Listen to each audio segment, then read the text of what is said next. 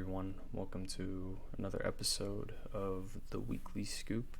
I'm going to talk to you about these wealth gurus. I think it's time to have a conversation around that just because of things that I see mostly on social media, but also in general from just like a lot of these people that are being taken advantage of from the standpoint of, people that want to make a living, people that want to, create some sort of success in life, but they feel like they can't do that because of, they get their money taken from them, they get scammed because nothing happens for them, and then they don't want to actually invest in people that, truly care about them. So these are just some takeaways that I've had through my own personal experience with different wealth gurus that I've met through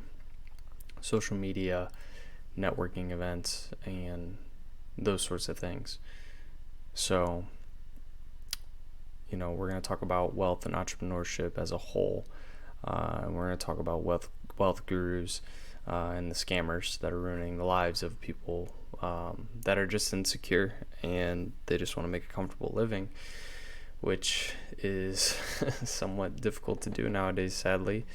And those are easy targets for these drop shipping course gurus that, people rant and rave about, which I'm personally sick of hearing about it. And I know that a lot of others are also sick of hearing about it as well. So, wealth gurus, as a whole, are people who sell the promise of financial success, often through seminars, books, and online courses. It's usually those three. They often make extravagant claims about their own success and how they can help you achieve the same. For example, I know you probably see a lot of people on the internet, wealth gurus. They make an ad and, it says, make $10,000 per month working from home or working from anywhere, or get rich quick with my secret investment strategy. These claims are almost always false. Not 100%, but almost always false. And wealth gurus are simply trying to sell you their products and services, and they're willing to lie to you and others in order to do this. One of the most common schemes that wealth gurus use is the Ponzi scheme method. So in a Ponzi scheme, you have the guru pays off early investors with money from those new investors. That's the definition of a Ponzi scheme. Look up Bernie Madoff, look up, JP Morgan and, what happened on Wall Street in 2008. Look up even FTX with, cryptocurrency and how that all went down too. So they'll use investor money, build up their product, take new investors, which is usually the customer, and then pay off the old investors. And they'll create this illusion of success. But it's all a house of cards. So eventually the scheme collapses and all of the investors lose their money. Another common scam is what people do in a lot of stock trading or cryptocurrency or NFTs, with often wealth gurus convincing people to invest in new and unproven, stocks or cryptos. And these cryptos or stocks, or the penny stocks mostly. I'm not talking blue chip. I'm talking like people that are like, oh, this is going to be the next, Tesla, or, this is going to be the next Apple. People get often caught up in the hype, and these are usually deemed worthless, and investors lose everything from this. So just imagine that there's a man or woman who has this brilliant idea on paper, but doesn't really care about a long-term vision, just wants to get rich off of it quickly. They will use these investors to make their money, and then they're going to dump it. It's called a pump and dump for a reason. And it doesn't just go with crypto. It goes with any form of business. They pump their money, their shares, from other people, and then they dump it and they abandon it. And they're going to sell you their products and services, and they're going to lie to you in order to do it. One of the most common scams, being the Ponzi scheme. You've seen that a lot lately with NFTs and crypto, but I think what also people need to understand is it goes beyond those two facets. It goes into the educational space. It goes into the sovereignty space. It's gone into so many different aspects, even spirituality and conscious, wealth. It's delved into those spaces, not just crypto and NFTs, which, you gotta understand wealth gurus prey on people's insecurities. They know that many people are struggling financially and that they are looking for a quick and easy way to get rich. Wealth gurus promise people the world, but they deliver nothing.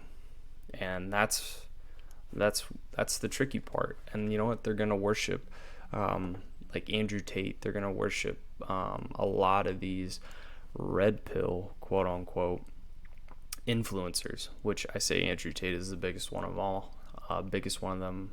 And there's a bunch of other, red pill people that are close, like an influencer named Sneeko, Bradley Martin from Raw Gear. I mean, it can go pretty deep, and I can try and go as deep as I can, but let's just start with the Andrew Tate red pill trend. So Andrew Tate came on the scene pretty much about a year or so ago, and talking about the banking system, COVID. Like, he made great points about how a lot of these systems are rigged for the 1% elites, which I've talked about them, but Andrew Tate has used this to fuel his his Discord group, or his educational group called The Real World.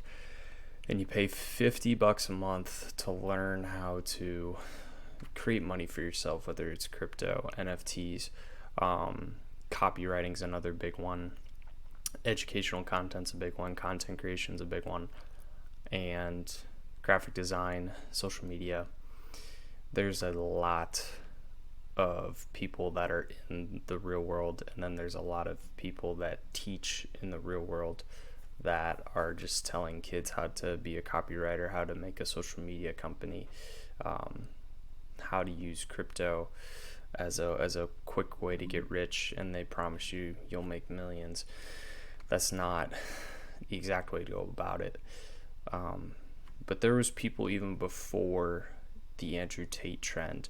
Let's go with Grant Cardone. Grant Cardone is a self-proclaimed sales trainer, real estate expert, author of several books, numerous online courses on how to make money.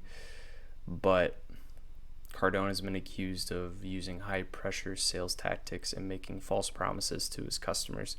And in 2017, people forget he was sued by the FTC, the Federal Trade Commission, for allegedly violating consumer protection laws. Is that someone you want to give your money to? A guy who doesn't care about his consumers, violates laws? Can't really trust a guy like that. Tai Lopez, self-taught entrepreneur, large following on social media, known for lavish lifestyle and motivational speeches. He promises to teach people how to become successful, but he's been criticized for get-rich-quick schemes and selling overpriced products and services. And Dan Lok, Canadian entrepreneur, self-proclaimed high-ticket closer, high-energy sales pitches, controversial views on wealth and success. He was accused of using unethical sales tactics and misleading his customers, and he was in 2019 sued by a former customer for allegedly promoting a fraudulent investment scheme.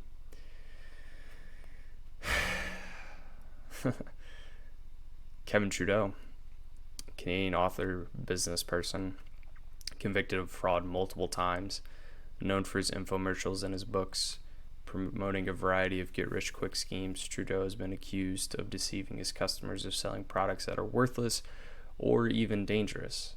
And now you have these young guys, and the list goes deep. So let's go into Dan Bilzerian.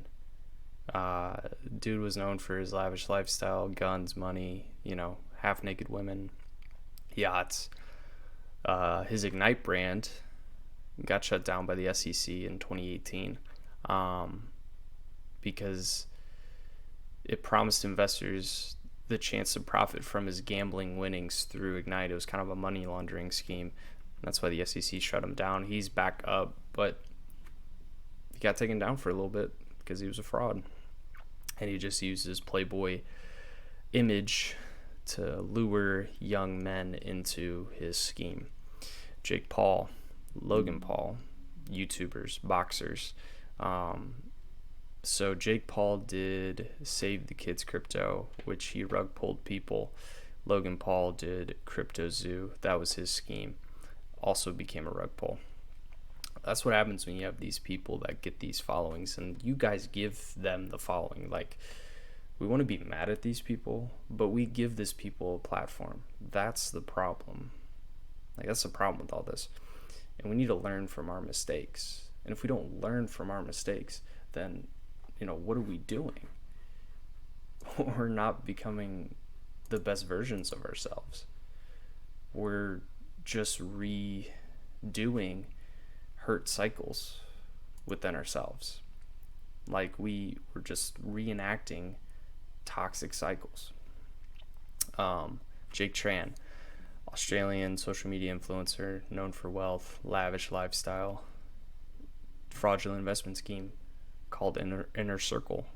Promised investors a chance to profit from his trading skills. The scheme was shut down by Australian Securities and Investments Commission. So when I say this, it's not that I think all of these people are scammers. I don't think that's true.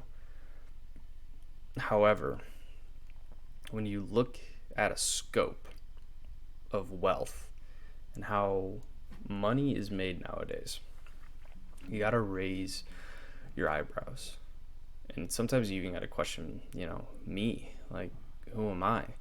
Am I always practicing in light and love like I say I am? I have to check myself sometimes too, because I can't guarantee anything for the average consumer producer. Like, you still have to go be great, and you got to do it yourself, but you also got to realize, hey, is this person acting in goodwill? And some people don't do that. Some people don't act in goodwill. And those are the examples I gave you. So when you're a Gen Z, or a millennial, here's how you avoid being scammed. Do your research, before investing in anything. Make sure you understand the risk involved and that you're investing in something that is legitimate. You can read reviews or look at news. How big is this person?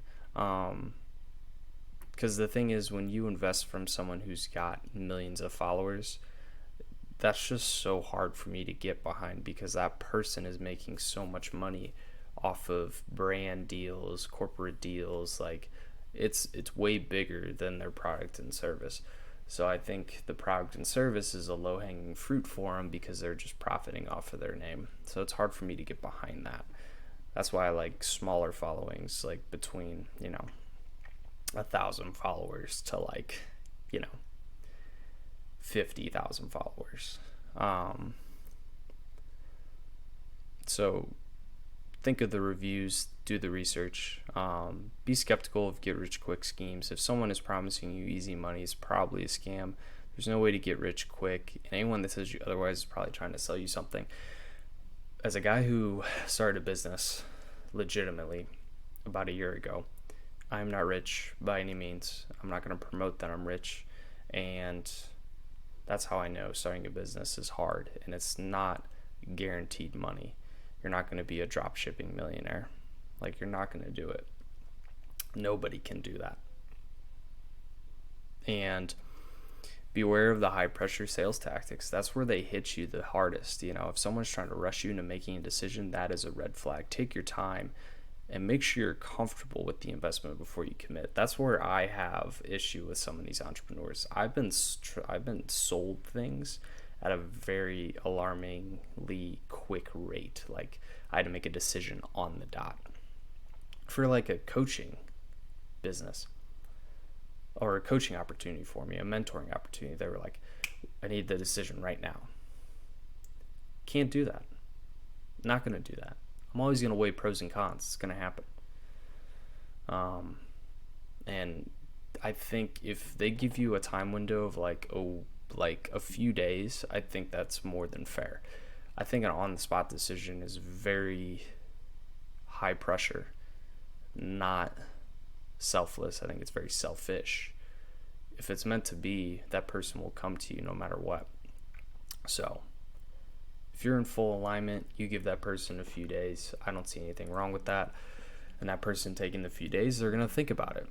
And then if it's not a fit for them right now because of budgetary reasons, they'll find a way to get there eventually down the line. And then they'll come back to you, or, you know, you will go back to that person. Like, that's the trade-off that I see.